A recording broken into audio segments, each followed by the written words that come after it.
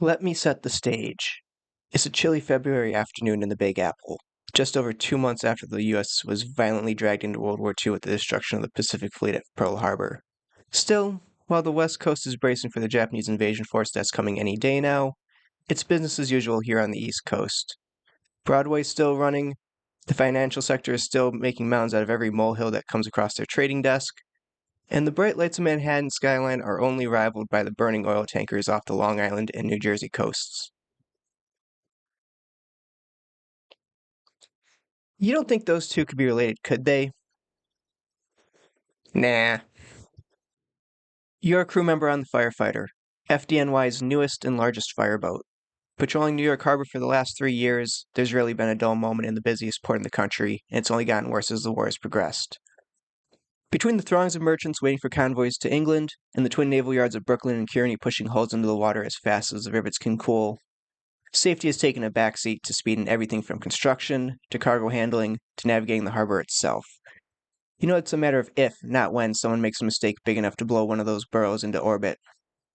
It's why you're not surprised when the Navy asks you for help after one of their ships bursts into flames on the Hudson River. The location gives you pause, though. Pier 88. Last you remember, there was some French ocean liner sitting there. The owner stashed it back in '39 when the war kicked off, and it got seized by the Navy back in December. You heard a rumor that they're refitting it as a troop transport, and no doubt they've been rushing things just like everyone else.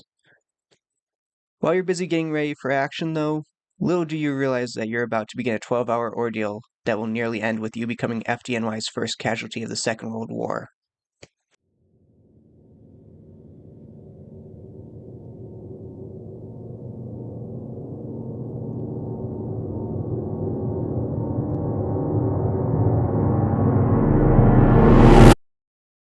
After the end of World War I, the shipyards of Europe were facing a problem. After nearly 20 years, the unchecked naval spending that had been their bread and butter was finally coming to an end due to a combination of crippling post-war debt and international naval treaties. Desperate to avoid bankruptcy, the owners threw all their resources and energy into a new generation of transatlantic ocean liners, creating a new golden age for sea travel. Now, there's a tendency to equate these majestic ships with modern-day cruise liners, but that couldn't be farther from the truth. Cruise ships are floating hotels with questionable stability, designed to meander about calm seas like the Caribbean and Mediterranean. Ocean liners, on the other hand, those were real ships, designed to move people and cargo across the toughest stretches of water, often at speeds comparable to those of the fastest warship. They were luxurious, but style and passenger amenities never came at the expense of engine power or seakeeping. Even as the Roaring Twenties gave way to the Great Depression, construction of these giants continued, often backed by national governments seeking prestige projects. Ships like the German Brennan, Italian Rex, the Carline twins Queen Mary and Queen Elizabeth became famous worldwide as middle-class and wealthy passengers flocked to them. But one ship stood head and shoulders above the others, though. Compagnie Générale Transatlantique's SS Normandie, the Floating Palace. Designed by renowned Russian naval architect Vladimir Yurkovich, this French beauty had it all when she was launched on October 29, 1932. At 1,029 feet and 79,280 tons, she is the largest vessel in the world, and also the largest vessel France would put to sea until the SS France was launched in 1962. A reign that lasted 30 years, 4 battleships, and a pair of aircraft carriers. In fact, she'd be so big that France would have to dig a new 1,200-foot-long dry dock in Saint Nazaire to have somewhere to build and maintain her. I don't think the size made her slow. With 4 turboelectrics kicking out 1,600,000 ship horsepower, she had the muscle to move the mass. Yurkovich designed her to go 29 knots, and during sea trials, Normandy surprised even him by hitting a smidge over 32. The most significant point of pride for CGT in the nation of France, though, was Normandy's beauty. Not a single franc had been spared to bring the finest artists from France's Art Deco movement to sculpt the interior, and the results were worth the price. Don't believe me? Well, take a look. Yeah, this is the dining room. 300 feet long, 46 feet wide, 28 feet high. Guarding its entrance are a pair of 20-foot-tall bronze doors. Inside, 50 glass columns are placed throughout the room to illuminate the sculptures that adorn the walls, along with a pair of chandeliers at each end. Passengers compared it to the Hall of Mirrors in the Palace of Versailles. This room, along with the equally extravagant first-class suites, led to two nicknames: the Floating Palace and the Ship of Lights. The Normandie was an international sensation during her maiden voyage. Tens of thousands cheered for her as she left Le Havre on May 29, 1935, and even the English couldn't take their eyes off her as she made a quick stop in Southampton to embark more passengers before the transatlantic crossing to New York City. A trip she made in 4 days, 3 hours, and 2 minutes, clearing the previous record held by Italy's Rex by almost 10 full hours. For the record, the same trip today would take nearly 2 weeks. When it comes to passenger liners, they really don't make them like they used to. As she pulled into Manhattan, a blue pennant flying to signify her record-setting voyage, an estimated 100,000 made their way to the docks to watch her arrival. The Normandie would spend the next 4 years cruising back and forth across the Atlantic, more out of French pride than any sort of profitability she might have had. Her extravagance soon earned her a reputation as a ship of the rich and famous, scaring away many potential middle-class passengers, which her rivals like the Queen Mary were more than happy to scoop up. Unfortunately, though, international politics got in the way of what would have been a long and storied career. She had just pulled into New York on September 3, 1939, when France and Britain declared war on Nazi Germany for its invasion of Poland.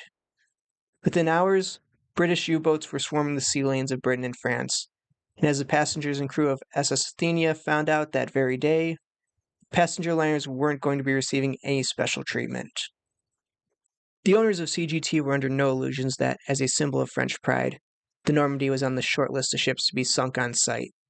And even if she made it back to France in one piece and survived the war, she'd be immediately requisitioned as a troop transport by the Navy, with the best-case scenario being her return to CGT at the end of the war, needing a complete rebuild of her engines after several years of being run into the ground. So they had Captain Hervé Le Hood follow a simple game plan: park the ship in New York, head down to the bar, pour a nice glass of wine, wait for this whole thing to blow over. And by blow over, I mean wait for Germany's economy to collapse in 2 years from the British blockade as they beat their heads against the brick wall of northern France. Because that's what the plan was. After all, Germany had only 3 paths to invade France: along the Franco-German border, where the French had spent the last decade building the Maginot Line; through Belgium, where almost 3 dozen British and French divisions were waiting to punch them in the face; and through the Ardennes Forest, on the French-Belgium-Luxembourg border, which French generals swore up, down, and sideways was impossible for tanks to move through. 3 guesses on where the Germans drove an entire army group through on May 11, 1940, and the first 2 don't count. By the end of the month, the British were running across the English Channel on fishing boats with their tails firmly tucked between their legs, and the French military was folding like a cheap card table at a Bills game. On June 14th, Paris fell, and Philippe Pétain set up a puppet government in the city of Vichy. This created a bit of a problem for the Normandie. See, technically, she was a ship owned by a nation at war, sitting outside war in a neutral port, under a process known as internment. This means that A, she wasn't supposed to move till the war was over, and B, the US was supposed to station troops aboard her both to protect her from sabotage and to prevent her crew from abusing that protected status. Now, FDR's government wasn't too concerned about following those rules for Allied ships, but Normandy wasn't an Allied ship anymore. Not that the captain or CGT were planning on the Normandy making a break for it. Even if they managed to dodge all the British patrols and avoid any U-boats that hadn't gotten the memo about the new French government yet, all 3 of her main ports at Brest, Le Havre, and Saint-Nazaire were well within the range of British bombers and likely to be smashed into oblivion the second the Germans tried to use them. So they stuck to the same game plan as before. Stay in New York, head down to the bar, grab a nice glass of wine, and wait for the English to come to their senses and sign a peace treaty. Now just with 140 members of the U.S. Coast Guard on board to babysit them and drink all their beer. Now, I don't mean to make it sound like the 1,345-man crew of the Normandie was enjoying a never-ending paid vacation. Far from it. A ship this size needs constant upkeep to keep it running, even in port, and the expectation was that Britain would cave at any moment, and as soon as that happened, business would return to normal. The good captain never expected Britain to hang on long enough for the US to be dragged into the war, and even when Germany declared war on the US on December 10th, 1941, he didn't think much of it because the Vichy government hadn't followed suit. So imagine his surprise on December 12th when the commander of the guard detail informed him that his ship was being seized. The Normandie was handed over without a fight to her 140-member Coast Guard detachment, and on December 31st, 1941, the Navy took possession of the Normandie. They gave her the designation AP-53 and renamed her the Lafayette in honor of the Marquis de Lafayette, the Revolutionary War hero. And I'm not going to mince words here. Everything that is about to happen to the Normandie is entirely on the hands of the Navy and the Robbins Dry Dock and Repair Company, the contractors they hired to transform her into a troop transport over the next month and a half. Anyone who has been in emergency services or the military knows the saying, proper planning prevents piss-poor performance. Well, there wasn't a lot of planning, period, when it came to the Normandie's overhaul. Never mind proper planning. Let's start with the most obvious problem. This is a French ship, built in a French naval yard, to French design standards. How many members of the United States Navy do you think had intimate knowledge of how her systems worked? If you answered 0, you'd be right. The 140-man Coast Guard crew that had taken over on December 12th barely knew how to keep the engines running and the lights on, and the far more complicated fire protection system was quickly shut down. When the Navy took over on December 31st, they never bothered to reactivate it. Nor did they bother to have the work crews familiarize themselves with the ship's layout, or the crew that was soon to be sailing her, including the officers. Now I get it, you're not exactly finding a huge number of people in 1940s New York who can speak and read French fluently. But Vladimir Yurkovich was living in New York at this time, having moved there in 1937. In fact, he was working for the Navy as a naval architect. As far as I can tell, at no point during this remodel did anyone in the Navy bother to consult with the man who had built the Normandie in the first place. Not that they gave anyone the time to do so anyways, because some dingus in Washington had reviewed the plans for a total of 5 minutes and decided she only needed a month to complete the refit. That's the timetable they tried to adhere to, with her first sailing date being February 14th, 1942. Anyone who had actually stepped foot on her deck for more than 5 minutes would have been able to tell you this was hopelessly optimistic. Yes, some passenger liners, such as the later SS United States, were designed with wartime service in mind, but the Normandie was absolutely not one of them. Everything about her interior and passenger accommodations was about luxury, not safe practices in combat conditions. All that Art Deco artwork and intricate woodwork she was famous for? A giant fire hazard.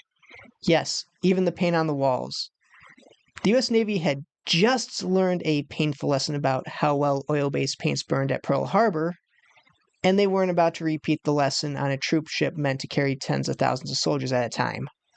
All those sculptures, dead weight.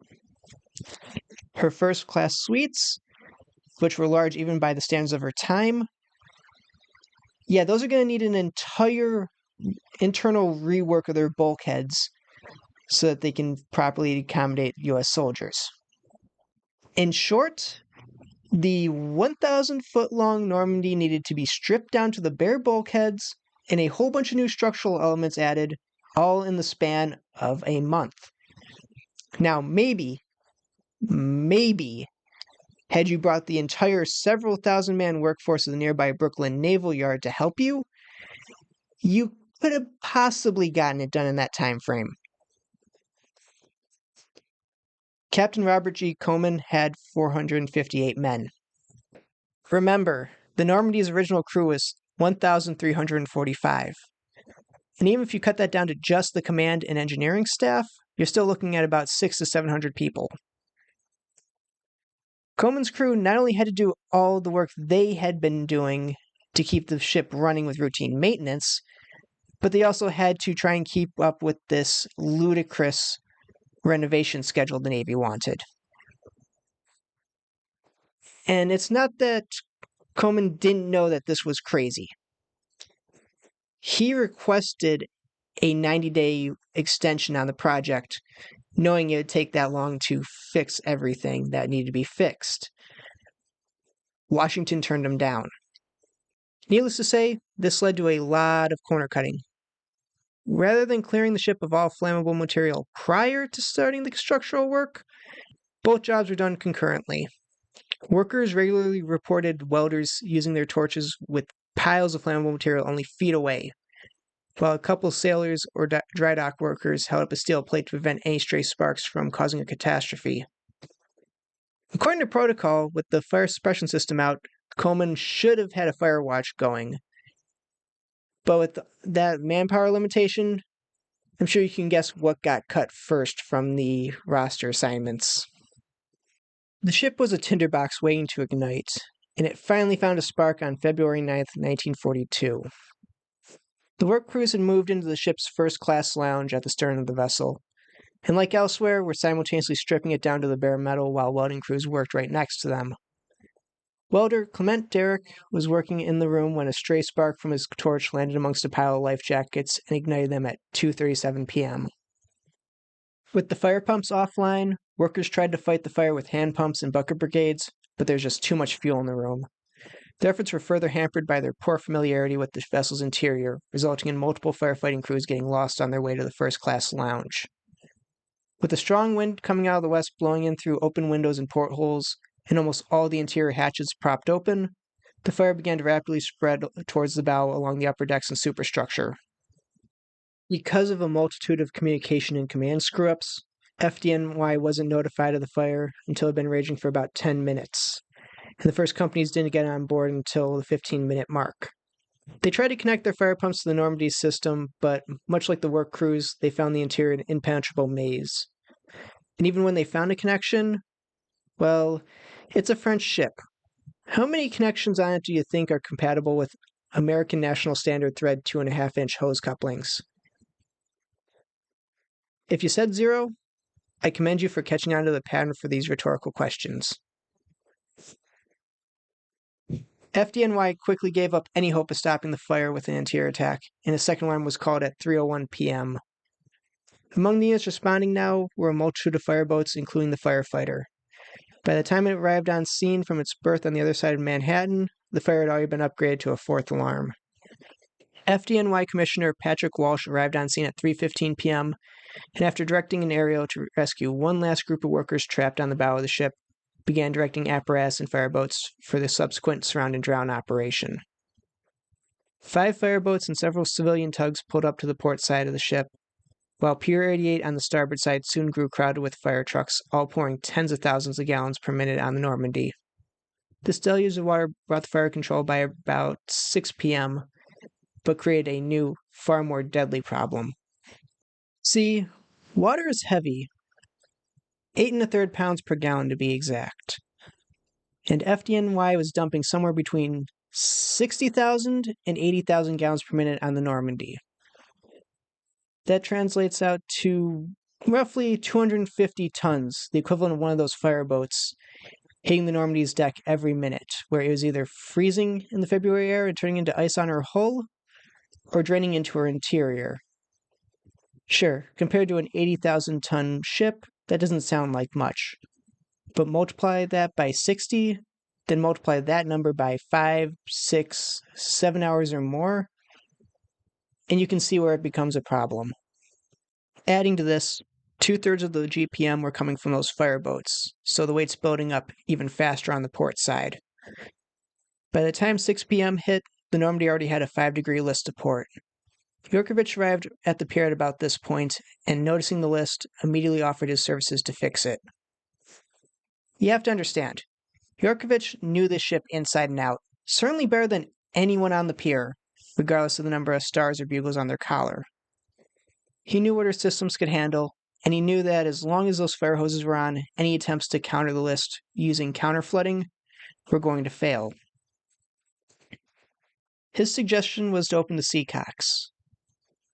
Okay, yes, get the giggles out now. It's a real nautical term. They're just giant valves at the bottom of the ship open to the sea. This would have flooded the engine room and the bottom 3 decks, but in doing so, it would have forced the boat to settle upright on the riverbed, creating a stable base to prevent the ship from listing, regardless of how much water the fire department was pumping into it. Naturally, Rear Admiral Adolphus Andrews, commander of the Naval District, turned him down. After all, he was an admiral. Yurkovich was just an engineer. What could he possibly know about fighting a fire on a ship? Even worse, this engineer's suggestion would mean admitting defeat. Refloating the Normandy would have taken months, possibly even a year. And as the admiral in charge of New York Harbor, he needed to expedite this project as soon as possible. His boys had it under control. In fact, they're already starting the process of reboarding the Normandy to begin documenting the damage the fire had caused. He had everything under control. Listen, I'm sorry if I sound a little harsh on the Navy for this video, but they deserve it. Every single decision they have made since January 1st, 1942 regarding this boat has led up to this. Everyone from Andrews down knew the schedule for the Normandy's refit was unrealistic. Coleman even asked for an extension and was denied it. And everybody working on this boat knew the conditions were unsafe. They testified as much not just to the Navy, but to Congress afterwards. And worse yet, Andrews is being given a prime grade A resource to help him save something of this situation, and he's going to ignore it. Do you realize how many fire chiefs at major structural collapses wished they had something like an architect walking up to them with full plans telling them how to fix this? But nope, he's going to just ignore it because he doesn't want to accept that he's already lost the battle, that there's no saving a ship that's already dead, just choosing how it dies. You want a lesson from this? How about 2? Don't cut corners on safety just to meet deadlines, and don't disregard resources and expertise just because they don't give you the answer you want. Had the Navy followed either of those, what's about to happen wouldn't have happened. Because even as Andrews is congratulating himself on saving the Normandy, those hoses are still running, and that list is still increasing. At midnight, the lowest most row of portholes on the port side finally reach the waterline, and the ship lurches to a 20-degree list to port, putting it past the point of no return and straining it against its mooring lines.